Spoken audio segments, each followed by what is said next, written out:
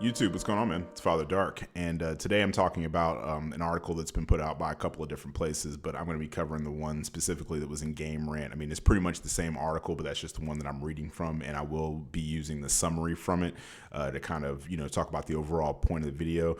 But, what made me think about it was I had a comment the other day from someone, I can't remember his name exactly, and to have too many comments to scroll back through. But nonetheless, me and him just kind of went back and forth about, he had made some statement around, to the effect that Marvel Rivals isn't that competitive, and he was using kind of like Overwatch as an example and saying that Overwatch is more competitive than Marvel Rivals, and I felt like they were both kind of like clones of the same thing. It's just that Marvel Rivals obviously uses the Marvel IP, and that kind of, I think, has more people interested, like myself, and it's a little bit more fast paced, in my opinion. But I feel like that's kind of like to each his own. Some people are more into Overwatch, some people are more into Marvel Rivals. Not that big of a deal.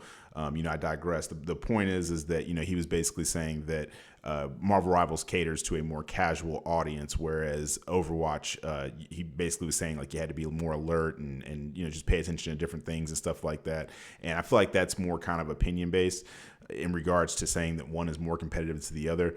And the example that I kind of gave was when you have EOMM and skill-based matchmaking in a game, it kind of allows the game that could be competitive to also have an entry level for casual players, so they're not constantly just getting stomped out and stuff, and they can have enjoyment from their skill level. But if you do want to be competitive, it will give you that option. If you're good at the game, it will naturally put you against other people that are good at the game. If you're playing something like ranked or something like that, quick play in any kind of game I feel like is a little bit different, and it should be kind of mixed up. Call of Duty does skill-based matchmaking, so even when you do quick play, or whatever the equivalent of quick play would be in that, obviously, I guess just non-ranked, but nonetheless, though, when you do play, you're going to be put up against other people, and that has been a big thing that people have complained about for a long time, is that when you're not playing competitive or the ranked modes, obviously, then you shouldn't be put up against other people that are of your same skill level. It should basically be a mix. There should be some people that are skilled, medium players, and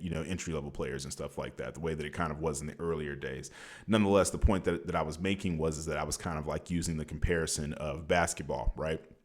Anybody can just kind of go out and shoot the ball in the hoop. You can go down to the park on the weekends, like I used to, and you can play with people. Some people are really good at the game. They take it very seriously. You have some average people, and then you have some people that they pretty much miss every shot. They're just out there to have fun, right? And it's not that big of a deal. But at the same time, you have, like high school ball, college ball. I'm not a big sports person, but I know there's a thing like G League, which I guess is like below the NBA or whatever, like kind of like an entry level for that. And then you have the NBA, right? And just because I can go out and shoot the ball on the weekends and make a lot of shots and have fun and do all that kind of stuff doesn't necessarily negate the fact that the NBA exists and that, those players live, breathe, and eat, that game, and they understand it on a completely different level. But objectively, you can sit back and you can say, well, they're just shooting a ball in a hoop. And it's like, yeah, but there's a reason why they get paid millions of dollars to shoot that ball in the hoop, right? And to me, that's kind of the same thing with a game like Marvel Rivals, is that there are people that are clearly way more skilled at the game, right? And if you think about it, that's kind of like what, separates a wager from gambling, right? If you're gambling, then you're basically betting on something that it's just left to chance, right? If you're playing blackjack or I'm not a gambler, so I don't know, but any of those kind of games that are like in a casino, none of those are like skill-based games.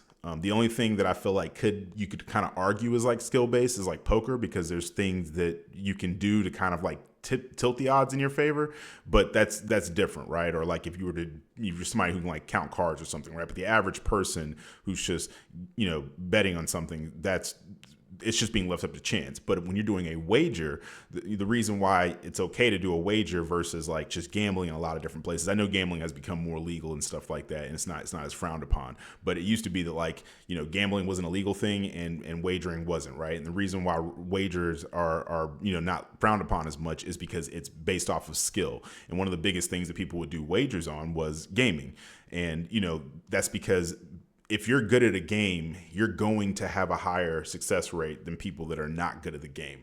Can you get beaten by like a noob that's just like, let's say you're playing a Call of Duty, and you're really good at the game, but then there's a guy who's just camping from a mile away and he gets a lucky shot off with a sniper. Yes, but 9 times out of 10 though, you're going to win those engagements in your 1v1s because you're just naturally more skilled at the game. You understand the mechanics better. You know what the meta loadouts are, et cetera, right? And I feel like that kind of applies also to a lot of other games as well. But let's just get into the Game Rant article. They basically said Marvel Rivals prioritizes fun over competitive balance, focusing on providing an enjoyable experience for all players. Despite not being the top priority, the developers analyzed data to prevent any characters from being too dominant or oppressive. The game's flashy and impressive abilities cater to both casual and competitive players with a focus on accessibility and enjoyment. So, I get what they're saying, and I think that it's interesting because I feel like this kind of all goes into EOMM, skill-based matchmaking, whatever you want to say. And if you're someone who regularly watches my content, you're one of the subscribers to the channel, you have to forgive me. I have to use a lot of times like real life comparisons, and there's obviously only so many people that I can pull out. It's not like I have a million people that I can just pull out of my hat. So a lot of times you might hear me reference the same person or the same situation or callbacks to the days when this was a Call of Duty channel, and compare that with Marvel Rivals and how they do a lot of the same things. So just bear with me here that there's a point overall. Nonetheless, though, I feel like it's a fair comparison. Like when I'm talking about things like EOMM and skill-based matchmaking, for people to understand why companies are going in the direction that they're going in. Now, as someone that when I say I'm a competitive player, I do not mean I'm at like the highest levels. I'm not someone who's super amazing at video games or anything like that. But at the same time, I am by no means a noob. I've been playing video games longer than most of the people that watch my videos have been alive, and I've never enjoyed losing at games, and I've always tried to learn the mechanics of every game and become the best player that I possibly can, right?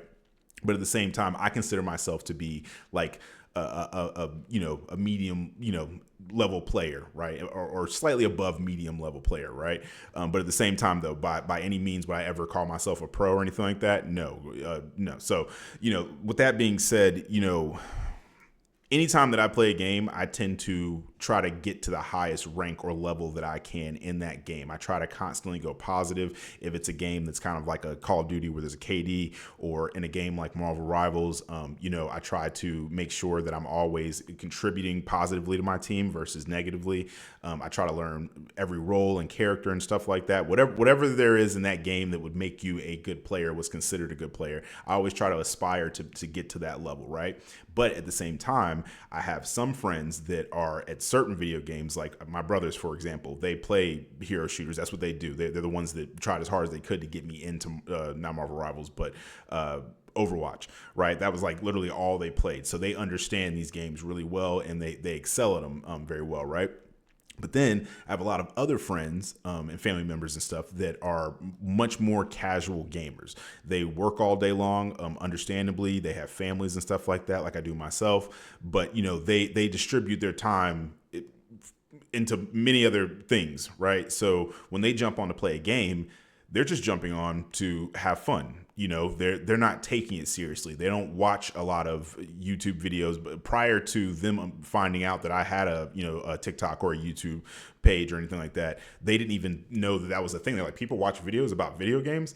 People do anything other than just turn their console on and enjoy the game. People can play on a PC. Like, this was like a whole new world to them, right? So this is what I consider to be the average player. And my brothers are what I consider to be above average players, and their understanding and the things that they've taught me and shown me over the years and stuff like that has allowed me to expand my view and knowledge in gaming, right? So nonetheless, the point that I'm making is that when you think about, well, a lot of people, they'll say, well, now companies are becoming very manipulative with the algorithms and how they handle gaming and stuff like that.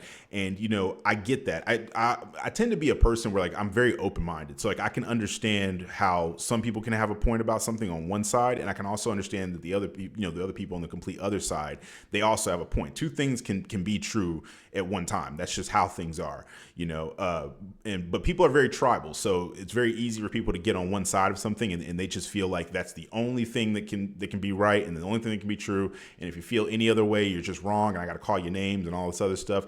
And it is what it is. But at the same time, I try as hard as I can to be honest with people and explain things from a realistic standpoint instead of just kind of jumping on a bandwagon and just going, no, everything I say is right and everything you say is wrong.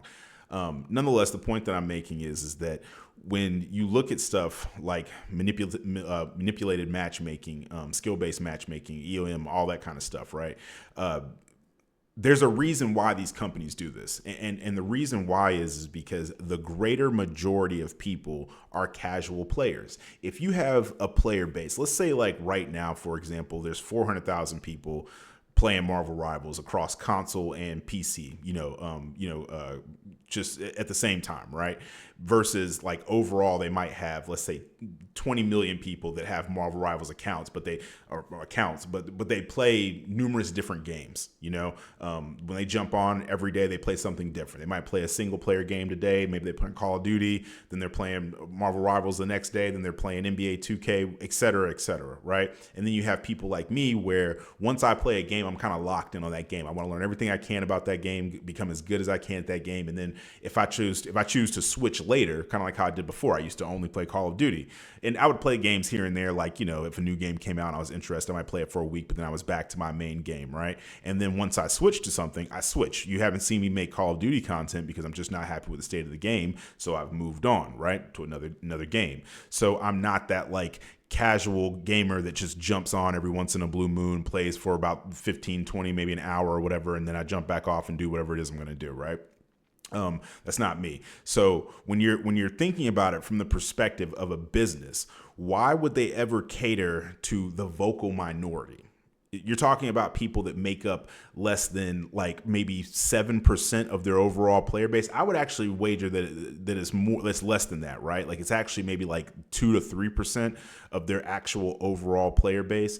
And, a lot of people might say, well, those are the people that are on every day. But at the same time, though, like I said, you have far more people. You're talking about millions and millions of people. I have a sticker that says they have like 20 million people that have made Marvel Rivals accounts. It's like not a sticker, but a spray in the game. So I can at least say they have 20 million people that have made accounts and from time to time play this game at least, right?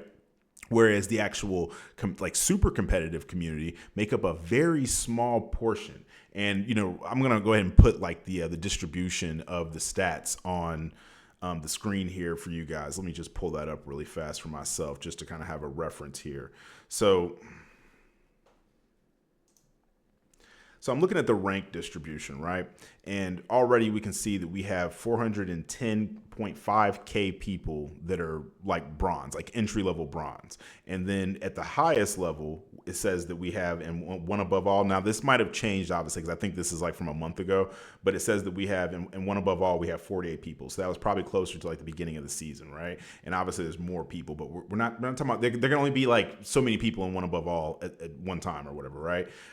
It says 8 in eternity, and then there's like, 152 in celestial, et cetera, right? So, and that makes sense. Once you start getting up to those super high levels, there should only be so many people in there, right? So, that by itself should let people know. And I know a lot of people too, let me just add this in. A lot of people, they go back and forth. They say, oh, well, once you reach level 10, it already puts you in bronze 3. That by itself should let you know that a lot of people that load into this game don't even play ranked. I know tons of people that play video games all day long, but they don't touch rank because they just know that like they're going to get irritated, they're going to get mad, they don't like losing, and they definitely don't like really having to work hard in a video game. The video game is supposed to be an escape for them from their mundane, normal lives that they lead, or even if their life isn't mundane and they just enjoy video games, they may not enjoy it on a competitive level. Me personally, I'm the complete opposite.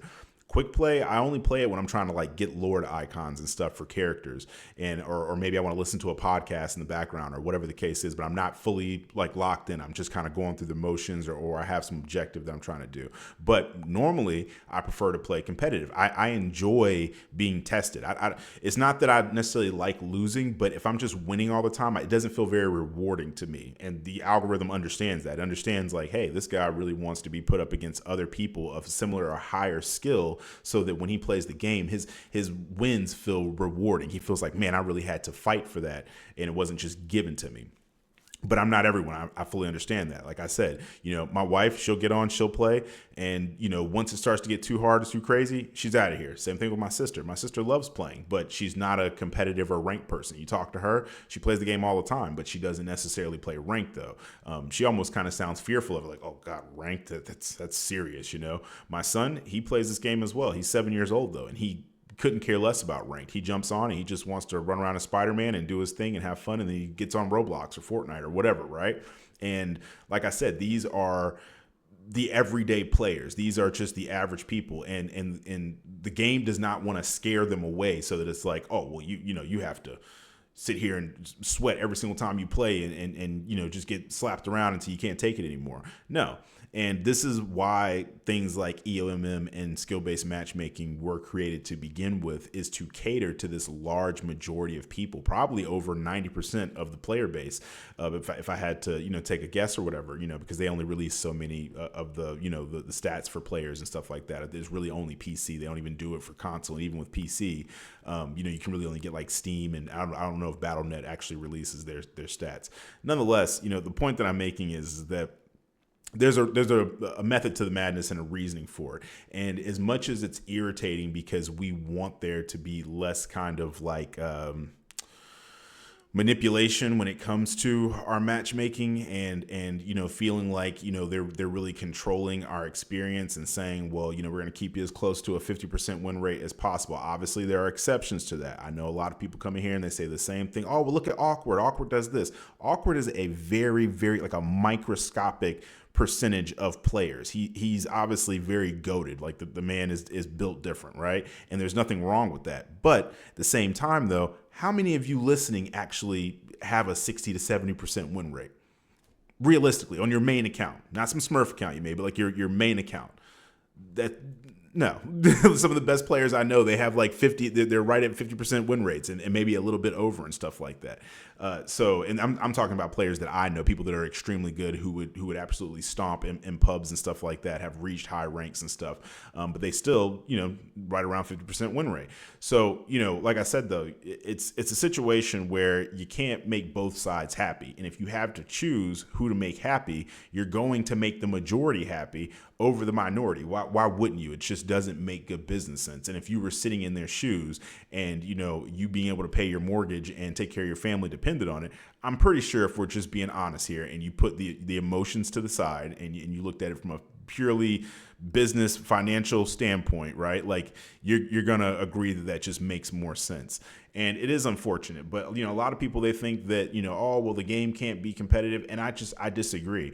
I think that there's a way to balance things, but at the same time, though, if someone is just naturally good at something like an Awkward or any of the pros, Shroud, any of these people that are just naturally good at video games and they excel, you're going to find a way to excel regardless. Like, and, really what they were saying, from them saying like the characters they're not trying to make these overly broken characters. Why would we want them to make overly broken characters? Like, to me, my definition of a good video game is when things are balanced, when like in hero shooters, for example, or this one in particular, you have tanks have a lot of health. Well, you have a character, Wolverine, that specifically counters that, right?